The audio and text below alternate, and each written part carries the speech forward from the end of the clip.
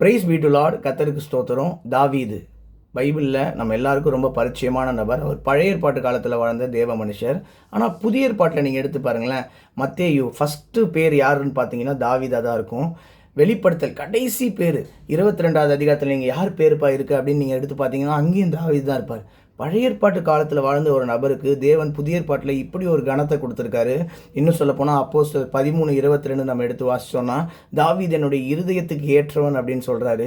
வெளிப்படுத்தலில் 7 சபை இருக்குது, நம்ம எல்லாருக்கும் தெரியும்ல.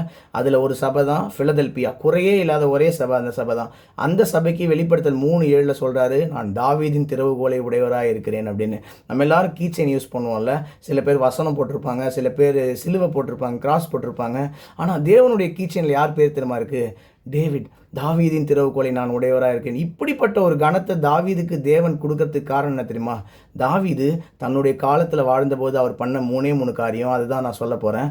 ஒன்று, சங்கீதம் 119, 164. உம்முடைய நீதி நியாயங்கள் நிமித்தம் ஒரே நாளில் நான் 7 தரம் உம்மை துதிக்கிறேன் அப்படின்னு சொல்கிறாரு.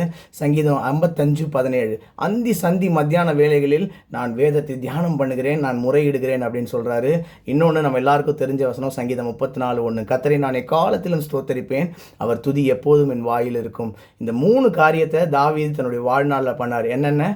7 தடவை துதிக்கிறாரு, 3 முறை வேதத்தை தியானம் செய்கிறாரு, எக்காலத்திலும் வாயை திறந்தாலே ஸ்தோத்திரம் ஸ்தோத்திரம் ஸ்தோத்திரம்னு ஸ்தோத்தரித்து துதிக்கிறாரு.